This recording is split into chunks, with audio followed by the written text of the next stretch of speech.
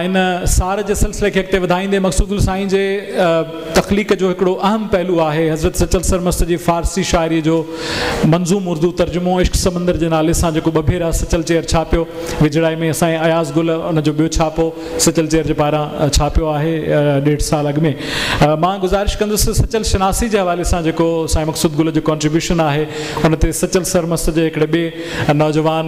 मुहक़िक़ doctor मक़बूल बुखारी खे पीर रुशदुल्ला शाह बुखारी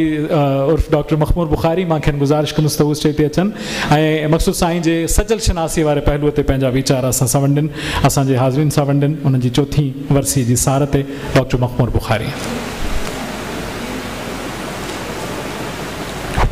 महिरबानी यासिर।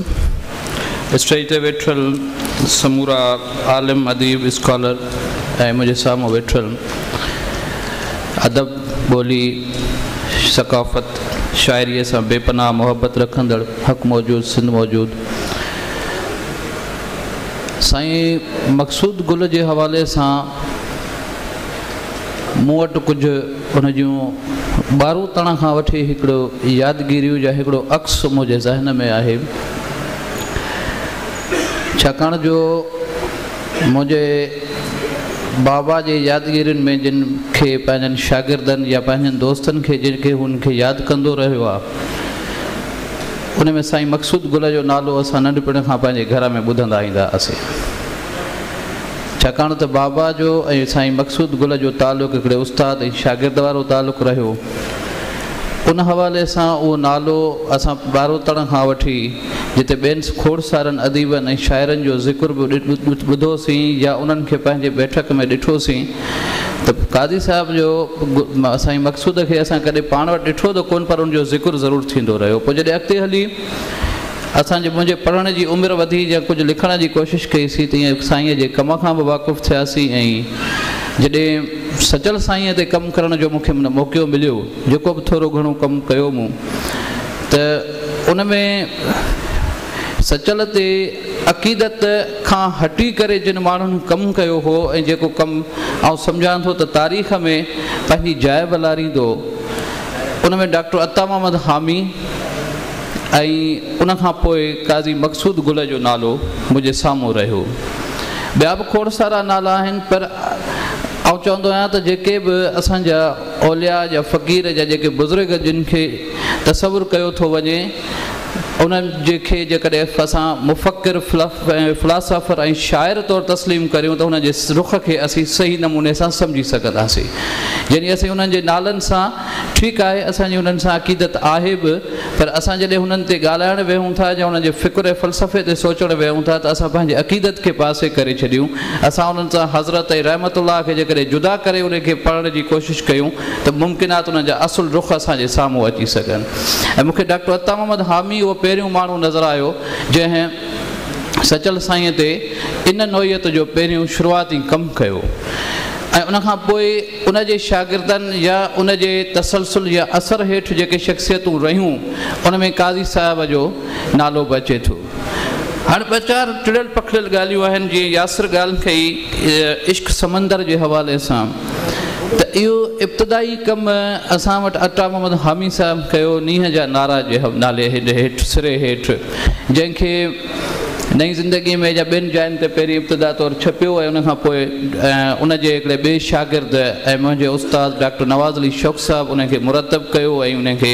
जॾहिं छपाए उहो किताबु छपिजी आयो त ओसिताणी हामी साहिबु ई दुनिया छॾे चुको हो ऐं अॻिते हली उन ई किताब खे बुनियादु बणाए काज़ी मक़सूद साहिबु उन्हनि मसनवियुनि खे जेको आहे सो उर्दूअ में मंज़ूम तर्जुमो कयो। हाणे उहे जेके मंज़ूम तर्जुमो थियूं उन में साकीनामा जेको सचल साईं जे क़तअनि जो मजमू आहे फ़ारसी क़तअ जो मजमू आहे उनखां सवाइ तारनामा राज़नामा गदाज़नामा इश्कनामा दर्दनामा ऐं रहबरनामा इहे मसनवियूं आहिनि जेके उन में तर्जुमे जी सूरत में शाया थियूं। मूंखे यादि आहे रीजेंट प्लाज़ा में अॼु खां 10-12-15 साल जॾहिं हीअ किताबु पहिरीं छपिजी आयो हो त सचल चेयर मां मूं वञी उनखे मूं वरितो ऐं उनखे मां जॾहिं ॾिठो त काज़ी साहिब सां हिकिड़ी अक़ीदत जा हिकिड़ी मोहबत जा हिकिड़ो तालुक़ हुजण जे बावजूदि जेको मूं उनखां पहिरियों सुवालु कयो ऐं यकीननि जेकॾहिं आउं कंहिं ॿिए माण्हूअ सां अहिड़ो सुवालु कयां हा जंहिंसां मुंहिंजो तालुक़ु इन नौइयत जो हुजे हा त उहो मूंसां नाराज़ थिया त ऐं हुनजो जवाबु हुन मूंखे ॾाढो ख़ूबसूरत ॾिनो त उनखां मूं रीजेंट प्लाज़ा में हिकिड़े तक़रीब में कराचीअ में मूं पुछियो त साईं काज़ी साहिबु मूंखे अञा ताईं इहा ख़बर न पई आहे त हामी साहिब जिन मसनवियुनि जो तर्जुमो कयो आहे उनजा माख़िज़ कहिड़ा आहिनि। हामी साहिबु जेको कमु कयो आहे उनजे पाण माख़िज़ न ॼाणाया आहिनि ऐं तव्हां यकीननि जॾहिं इहो कमु कयो आहे त तव्हां उहे माख़िज़ हथु कया हूंदा। हाणे तव्हां महिरबानी करे मूंखे इन सिलसिले में मुंहिंजी रहनुमाई कयो त उन वटि कहिड़ा माख़िज़ आहिनि जेके मसनवीअ जा जंहिंखे मुस्तनद असां सचल साईं जी मसनवी चई सघूं था। त काज़ी साहिबु ॾाढी निहायत धीमे अंदाज़ सां मुंहिंजी ॻाल्हि ॿुधी ऐं मूंखे उन ते मुख़्तलिफ़ रुखनि तां रोशनी विधई त काज़ी साहिबु सचल साईंअ जे मसनवियुनि जा काज़ी अली अकबर दराज़ी जेके तर्जुमा आंदा आहिनि या उनखां सवाइ पीर जेको आहे पंहिंजो हादी बख़्श मुग़ल शिकारपुर सां तालुक़ु रखे थो उन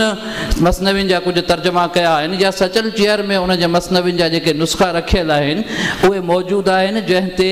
फ़ारसीअ जे हवाले सां यकीननि छंड छाण थियण जी ज़रूरत आहे जंहिं ते कमु थियण जी ज़रूरत आहे। हीउ जेको मूं कमु कयो आहे उनजो बुनियादु हामी साहिब जो तर्जुमो बि आहे जंहिंजो इज़हार हुन पाण बि पंहिंजे किताब जे मुआग में इश्क समंदर में कयो आहे त गॾोगॾु उहे समूरा जेके बि छपियल या अणछपियल माख़िज़ आहिनि उहे बि मुंहिंजे नज़र में रहिया आहिनि। सो आउं सम्झां थो त इहा हिकिड़ी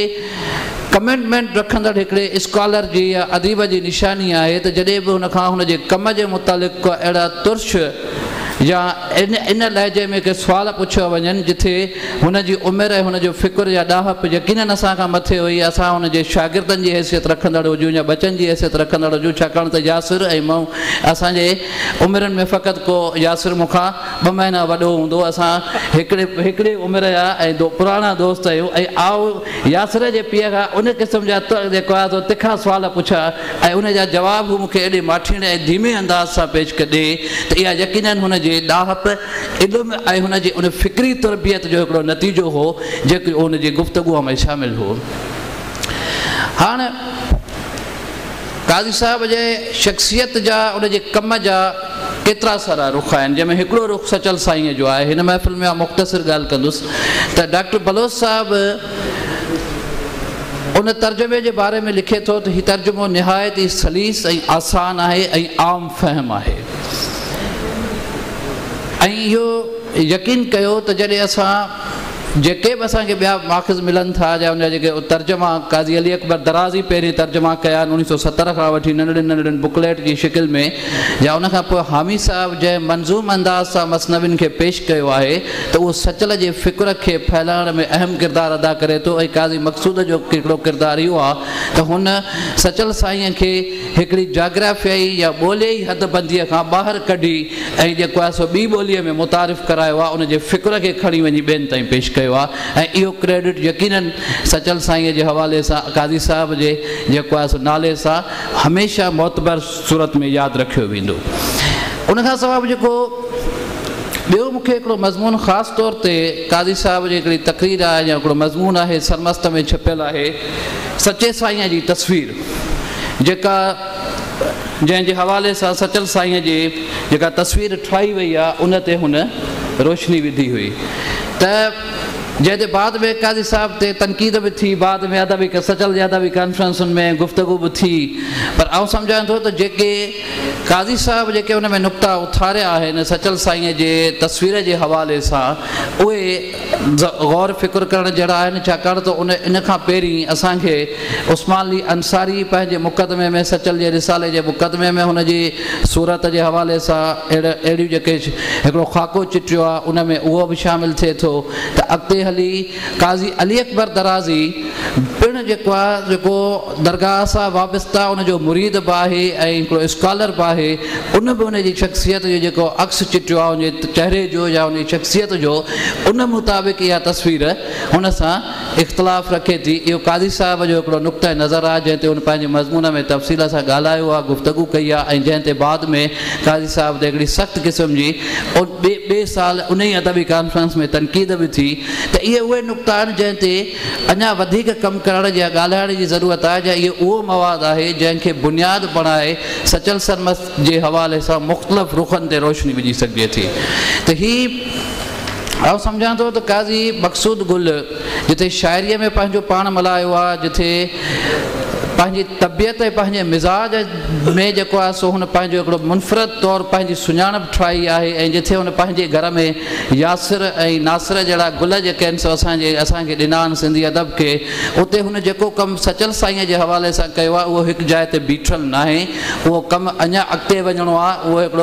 हिकिड़ो अहिड़ो बुनियादु आहे अता मोहम्मद हामीअ जे कम खां पोइ सचल सरमस ते, जिन जो बुनियाद खे वधीक उन मां नवां रुख उजागर थी सघनि था, नवां पहलू थी सघनि था, ऐं उन ते हिकिड़े नए अंदाज़ सां गुफ़्तगू थी सघे थी। ऐं सचल साईंअ खे असां पंहिंजे लिसानी हद बंदियुनि खां ॿाहिरि कढी दुनिया जे मुख़्तलिफ़ ज़बानुनि ताईं पहुचाए सघूं था ऐं उन ते गुफ़्तगू करे सघूं था। अमां सभिनी जी महिरबानी।